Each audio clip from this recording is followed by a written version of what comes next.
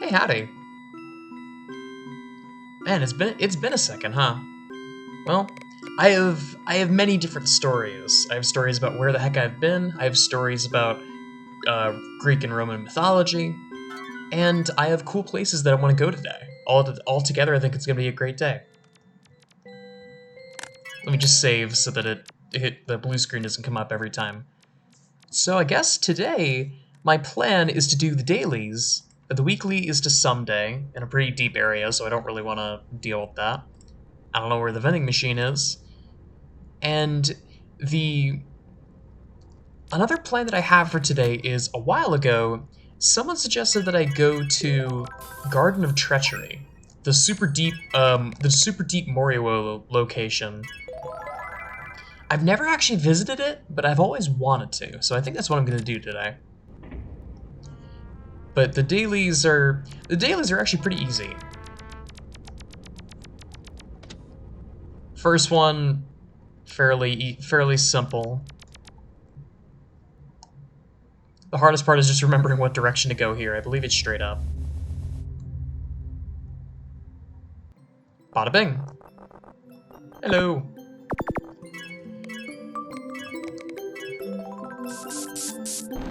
Famished Scribbles is a bit more in depth.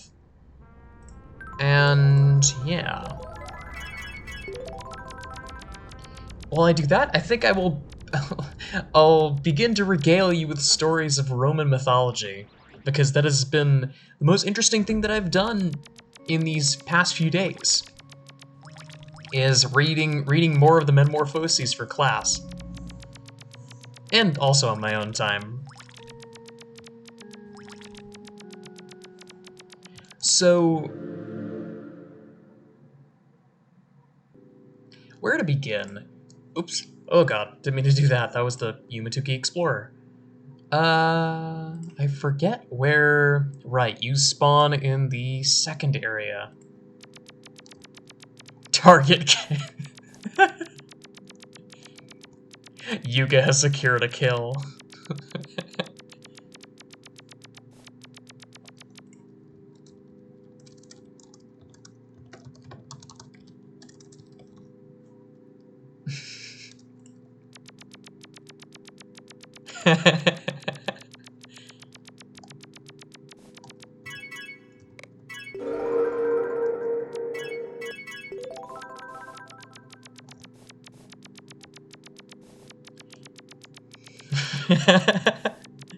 Alright, so I think the best place to start is the story that is probably the most famous. Oh shit.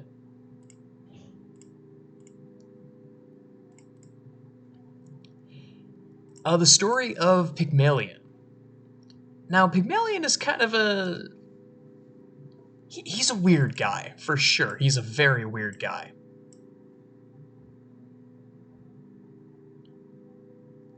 Ah, right, there you are.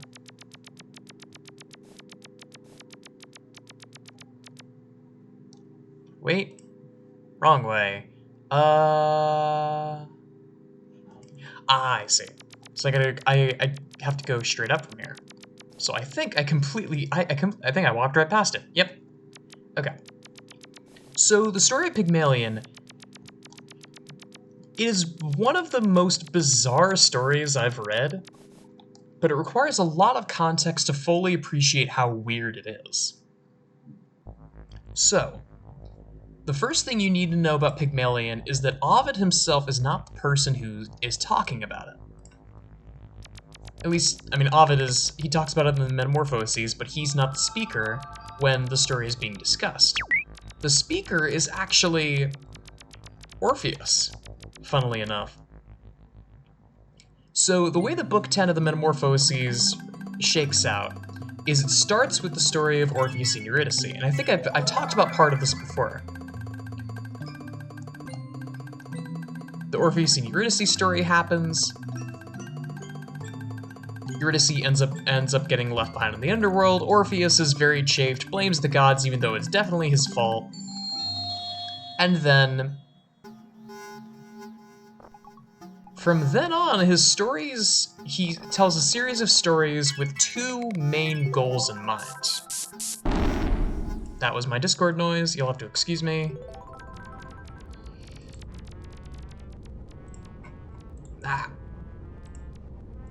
It was the Dream Diary server. No spoilers, but I have something that I'm working on that is... Well, it's technically a Human Icky fan game. I feel like it's going to be...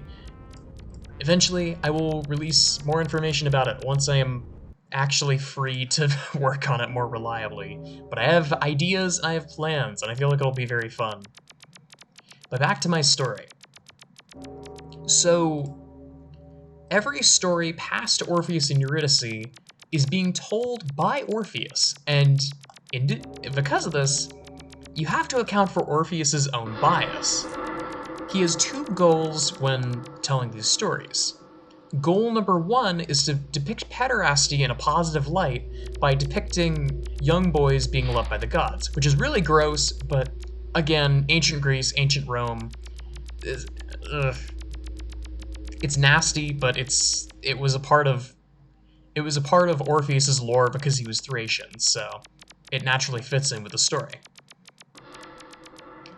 And on top of that, a lot of people continue this, and because Romans did not necessarily like pederasty, there's the added angle that because Ovid is the one telling the story, and Ovid is a Roman, and Orpheus is Thracian, there's the argument to be made that Ovid is intentionally giving Orpheus stories that are full of holes to illustrate his and the general Roman dislike for the practice. Which is an interesting take for sure. I don't know how true it is, but I definitely like the idea. But that was only the first thing that he was attempting to do. The second angle was to show examples of women that were punished for their lust. Now this is Orpheus's inner incel coming out in full form. And the most scathing examples of this are the story of Mira and the story of the Propietides. I don't know how the hell you pronounce this. It's like Propoetides. Propoetides?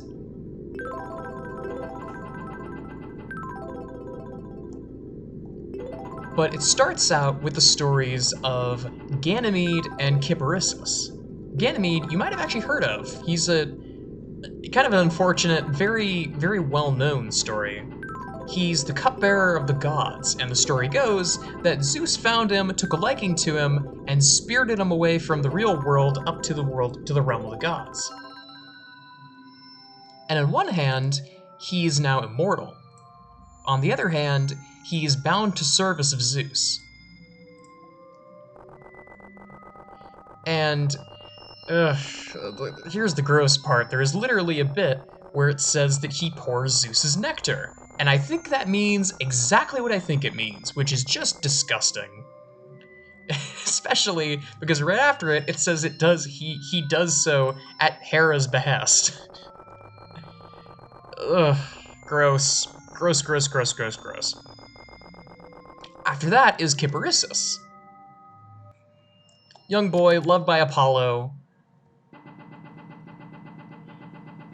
and he kills a stag. There's some abstract thing where the stag is representative of his boyhood, and killing the stag is representative of him becoming a man. And then after that is the story of Hyacinthus, who, another story that aligns with Orpheus's first ideal, another boy that Apollo absolutely adored, and either out of jealousy or by pure accident, Kyparissus ends up killing him with a massive stone discus. And Hyacinthus is then transformed by Apollo into the Hyacinth, a purple flower that was used at the time for funeral processions.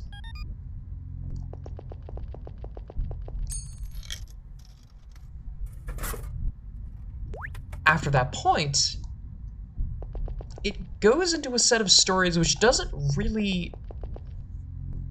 I mean, it fits with Orpheus's themes, but it doesn't really fit with Ovid's themes quite as much. Also, I'm definitely going the wrong way, but I'm kind of going on a tangent. So,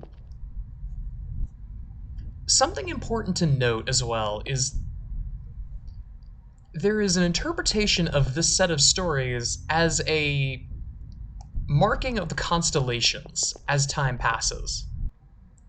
Because there was a school of ritual at the time called Orphism, which, as you know, Orpheus and Eurydice, Orpheus goes down to the underworld. I forgot he laughs at you. Orpheus and Eurydice, Orpheus goes down to the underworld to get Eurydice. Oh my god, right, I forgot about this. Orpheus goes down to get Eurydice, he fails, but then Eurydice still gets to go to the Elysian Fields, which is not very common. Usually the Elysian Fields are specifically meant for warriors and poets and, like, people who represent the utmost important Roman. Now, not to say that Eurydice wasn't a good person, but it's like Valhalla. You don't get into Valhalla just by being a stand-up guy. Or a really well-known, like... I'm supposed to describe this. I'm not necessarily sure if an activist for civil rights, for instance, would be admitted into the Elysian Fields, even though what they did was very positive for society. There's a certain element of glory to it. However, despite these odds, Eurydice still got in, so the question now is why?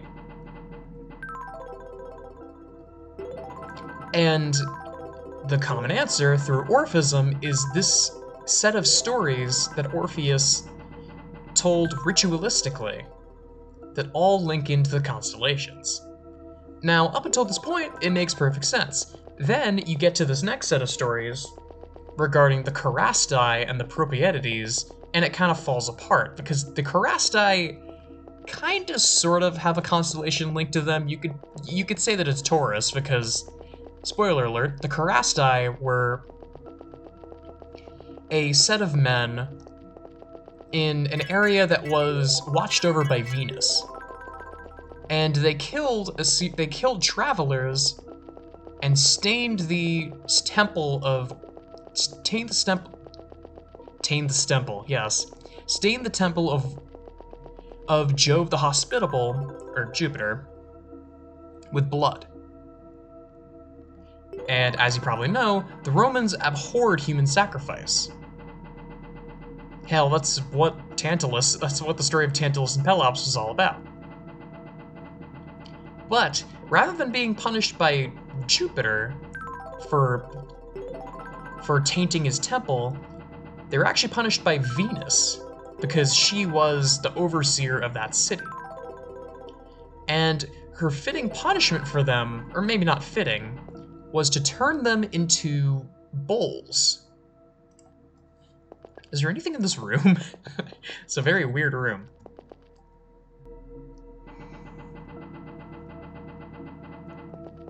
To turn them into young bulls and just kind of have them roam free.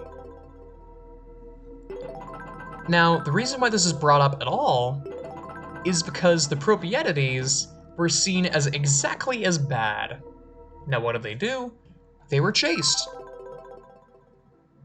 That's literally it. Which is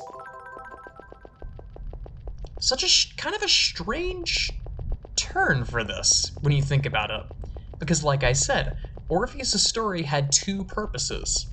It was to glorify the practice of pederasty, and it was to show examples of women being punished for their lust. Now, the Propietides were chaste and were punished by Venus for their chastity, or further chastity in their celibacy and not being married at all, by basically corrupting them and turning them into prostitutes. Which makes zero sense when stacked up against everything else from that set of stories, because it feels like the opposite moral. When you think about it in a moral sense, hang on, stopping here for a picture. When you think about it in a moral sense, it doesn't make any sense because it's the opposite effect. These women were chaste. Venus was offended and made them lose their modesty. And this set of stories would sort of see that as unfair. So, what? The question then is like, okay, what? Why? Why exactly were they punished again? I don't really have an answer. But the fact of the matter is that the story was included.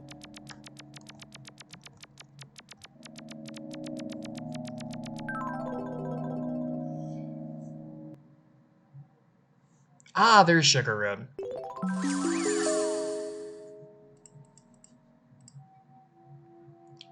And then from here I have to go to Mountaintop Ruins. Oh, dear lord, right. I forgot how massive this area is. Okay. So, Overgrown Condo is right there.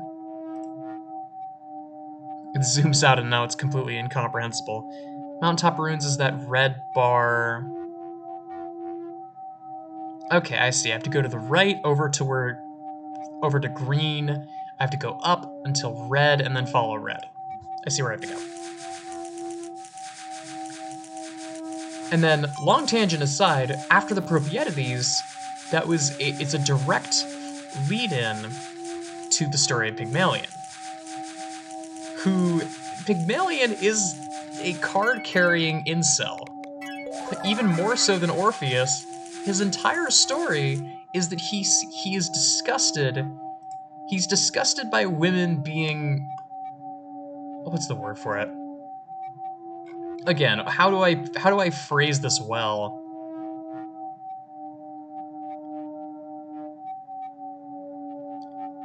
He's disgusted by his perception of women being easy and completely swears them off.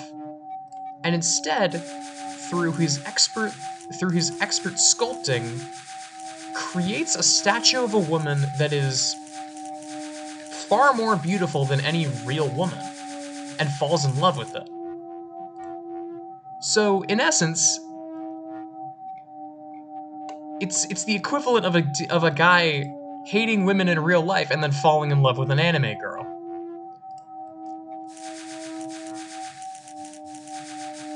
So,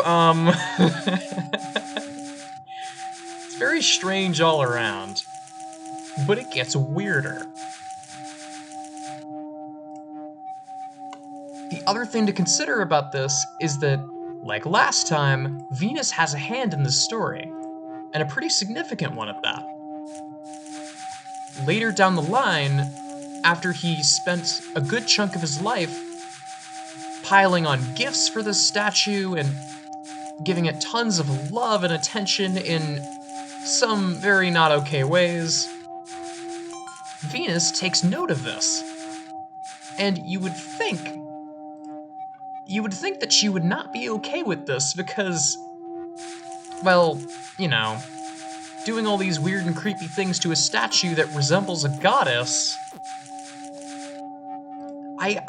At first I kind of interpreted it like, well,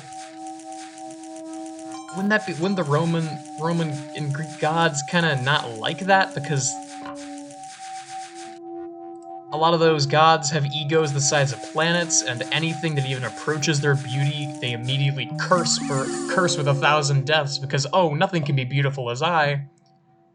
Venus is kind of just cool with it. And in showing her gratitude for Pygmalion's actions, she transforms the statue into a real woman.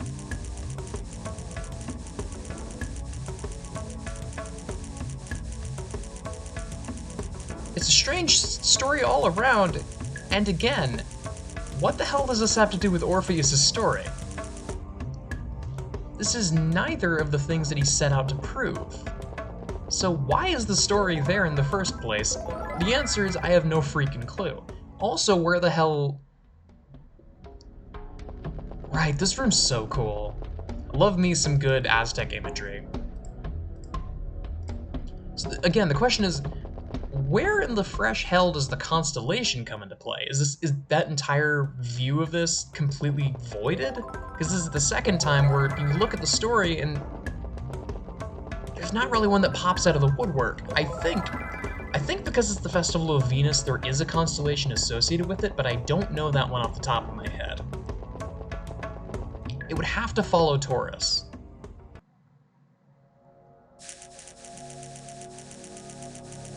Or if not Taurus, then something that fulfills the same role as Taurus. Like the other one that came to mind is, what's it called? Ophilicus, I believe? The winged serpent? Not the winged serpent, the, something serpent.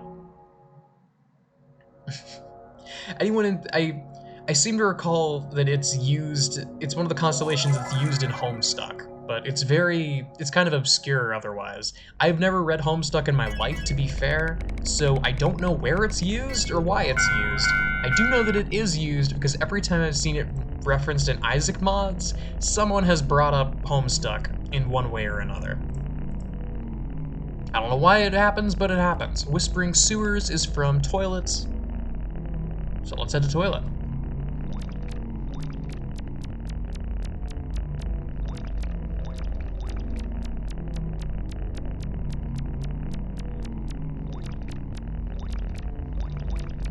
This is a very cool area. This is also, to my memory, the deepest location in the game that has chasers that imprison you.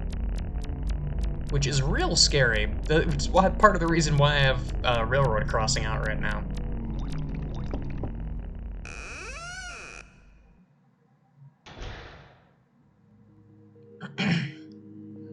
Toilet! Toilet, my beloved.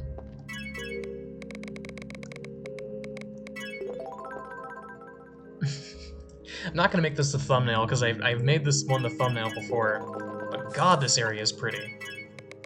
It's so freaking pretty. We gotta keep going if I want to make it in time. We made it to Whispery Sewers. I forget if this is the area where you need to use Invisible. I think it is.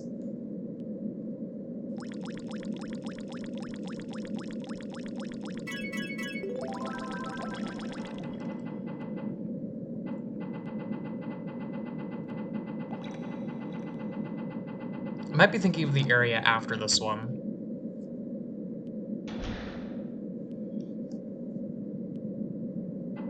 Yeah, looks like it.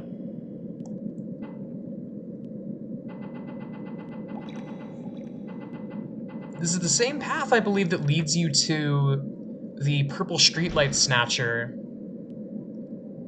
What is it? It leads you to the Purple Streetlight Snatcher, and it also leads you to the what's it?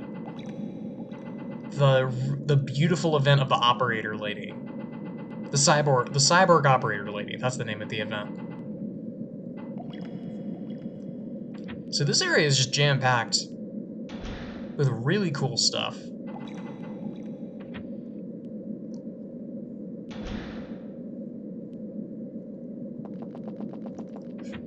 Now, I was planning on talking about the 7 Against Thebes today, but I mean, part of me just wants to see if I can complete this path.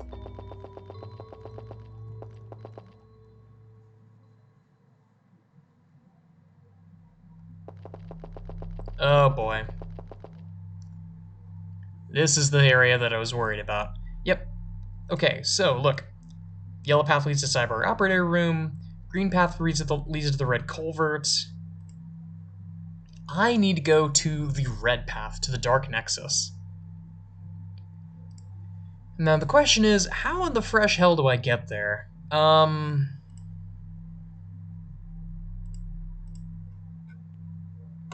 Rusty Urban Complex is somewhere. There is Whispering Sewers. Okay, so red path leads all the way up here. So in theory, I should just be able to go follow the red path, and it leads me exactly where I need to go. Now I notice that it forks off. I don't think that forking matters.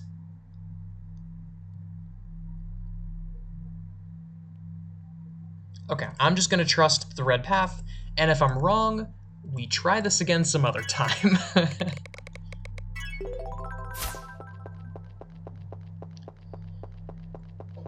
I do need to be careful too, because I can feel my voice waning a little bit. It is late at night, so that might be why. And I don't want to lose my voice. That would suck a lot. Especially because we have a concert coming up in chorus. And I would hate to have to miss out on the concert completely because I lost my voice. That would suck. It has never happened to me before, and I intend to keep it that way.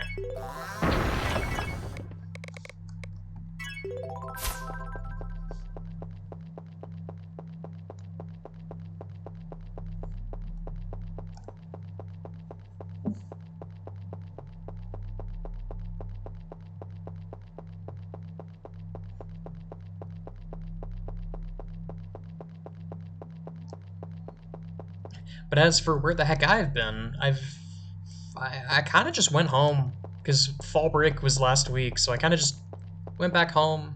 I chilled at home. I didn't have much time to really do videos because, again, when I'm at home, I am sharing a workspace, and as annoying as it is to have to do all this stuff in tandem with doing work for school, weirdly enough, I am more productive here than I am when I'm home. Because when I'm at home, I have to share the workspace with 2 other people.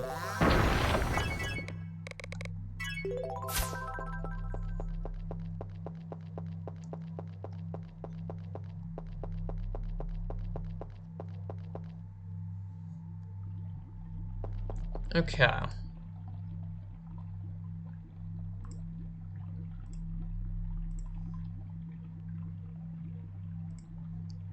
Leads to the yellow path. Now, where does this wild gravy train take you? Yellow, yellow, yellow. There you are.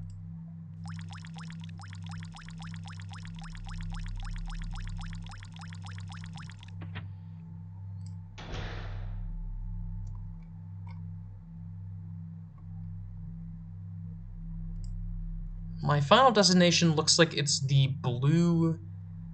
So where is the blue? Blue, blue, blue, blue, blue. Ah, blue, so red.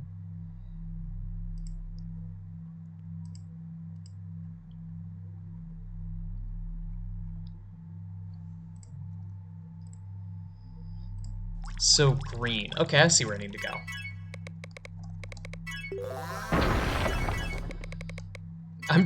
I could probably go through this kind of fast, but I don't really want to risk it because I don't remember where all these forking paths go if you decide not to trust the paths.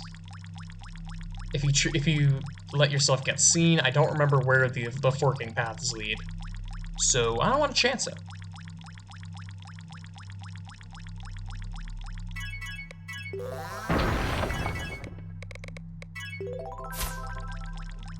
Oop, that was almost the wrong door. I guess it doesn't really matter.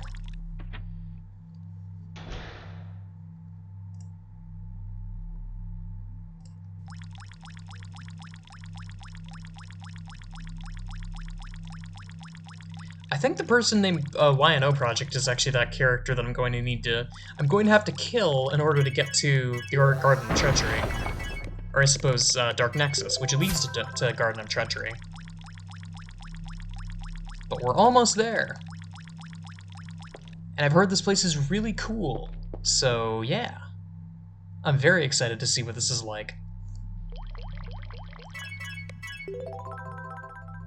Can I use Wolf to like scare you? Oh, hi. Can I use like insects to make you move out of the way? Surely there's something. No. There's my badge. Sad.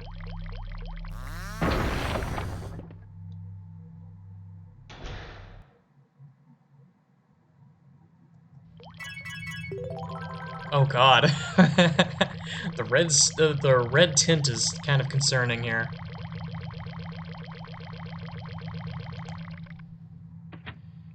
But here we are. We finally arrived at Dark Nexus, which I don't think I've ever been to before. But from here, Garden of Treachery is just here. There's a couple of weird places here, actually.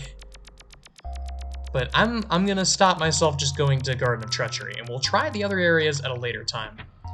I don't remember if this is the place that's a reference to the Flowers of Evil. I think it's either this place or Sunflower Fields that is.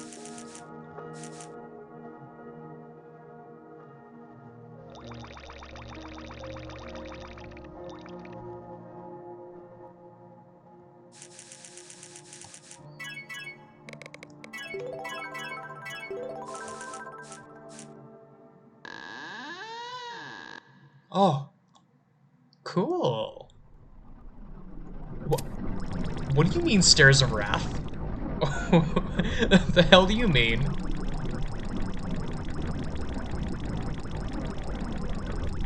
Oh. Hi?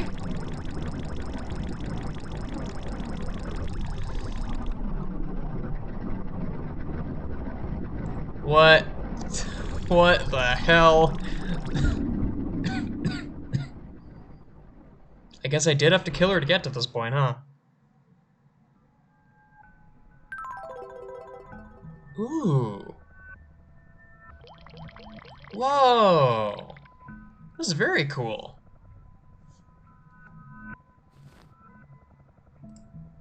This looks awesome.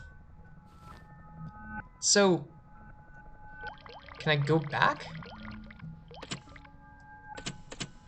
Doesn't look like it. That's a weird, like, Pablo Picasso door. I don't think I can go back now. So, where does this lead?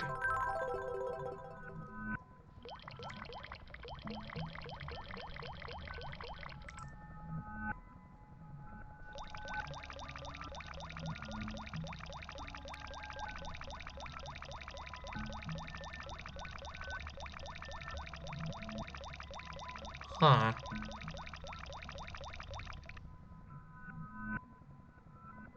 Oh. Huh. So I guess it just drops you off in Design World? Interesting. Well, oh, freaking, of course I get the nightmare here.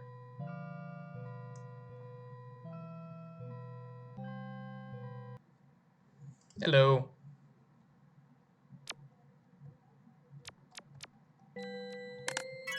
So where else can we go? We could go to Polluted Town, Cube Space, Realm of Damnation, and Sunflower Fields. I don't know how many of those places are expansive places like Garden of Treachery, and Moriwo stopped updating their maps a long while ago. But it could definitely be worth looking into. That was really cool.